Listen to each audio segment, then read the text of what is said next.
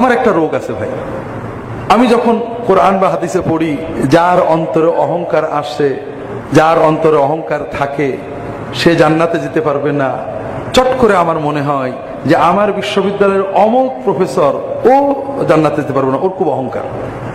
যখন আমি পড়ি যে লোভ থাকলে জান্নাতে যেতে পারবে না বা জান্নাতে যাওয়ার অসুবিধা হবে, তখন আমার চট করে মনে হয় অমুক হুজুর খুব লোভ, ও জান্নাতে যেতে পারবে না, কিন্তু আমিও যে পারবো না এটা আমার কিছুতেই মনে হয় না।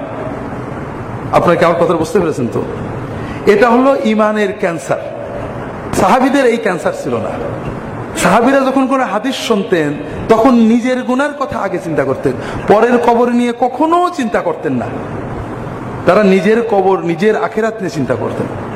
আমি আব্দুল আলমগীর হুজুর মানুষ, আপনারা মাঝে মাঝে ডাকেন, দাওয়াত দেন, জানাজা পড়াতে যাই, কবর দিতেও অনেক সময় যাই। যদিও একজন আমাকে বলছে যে ভাই আপনি খুব সুবিধা করেছেন, আপনি দাওয়াত যান না, এতে সাবঅর্ডিনেট মৌলানাদের দাওয়াত এত বেড়েছে যে তারা সময় দিতে পারছে না। তা আমি এমনি দাওয়াতে কম যাই, তারপরেও তো মাঝে মাঝে আপনার দাওয়াত দেন, হয়তো কবর দেওয়ার সময় গেলাম, জানাজায় থাকলাম, দাফন করলাম। আপনারা কি দেখেছেন কবর দেখে আমার কোনদিন কান্না আসে? কোনোদিন কান্না আসে না। কারণ আমি কবরের আযাবের সব জানি, কিন্তু আমি জানি কবরে আযাব হবে, মন্ত্রী মিনিস্টার আমার বিরুদ্ধে আমাকে যারা রাগ করে অমুক দল, আমার যে কবরে আযাব হবে আমার মনেই হয় না। তা চোখে পানি আসবে কি করে? আমার মনে হয়, আমার মনের অবস্থা এই যে আমি হুজুর মানুষ, আমার জন্য তো জান্নাত কনফার্ম। কবরে আযাব হলে ওদের হবে, আমার কেন হবে? এই জন্য কবর দেখলেও, দাফন করলেও আমার কিন্তু চোখে পানি আসে না।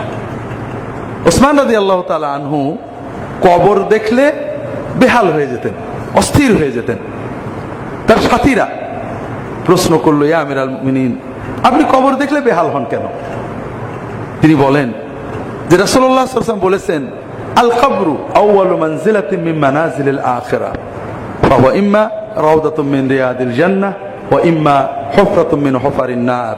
কবর হলো আখিরাতের প্রথম স্টেশন, প্রথম ঘাঁটি। কবর হয় জান্নাতের বাগান হবে, নইলে জাহান্নামের গর্ত হবে।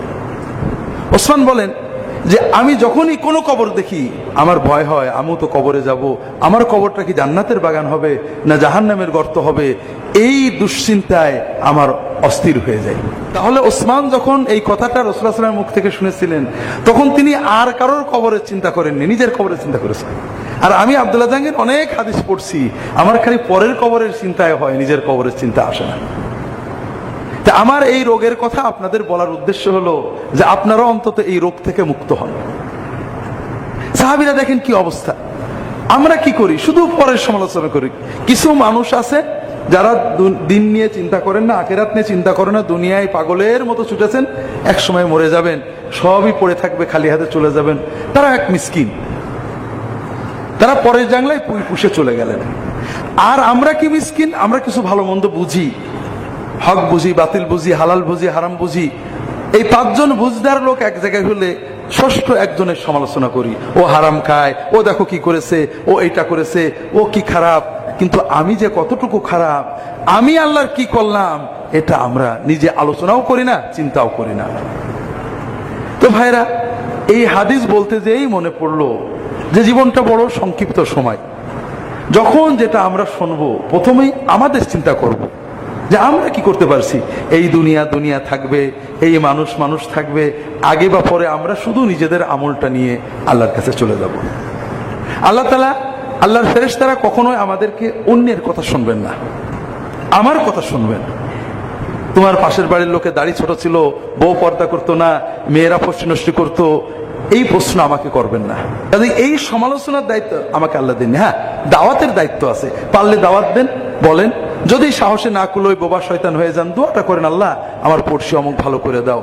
আর গুনার চিন্তা নিজেরটা করতে হবে, যেভাবে এই সাহাবী করছেন।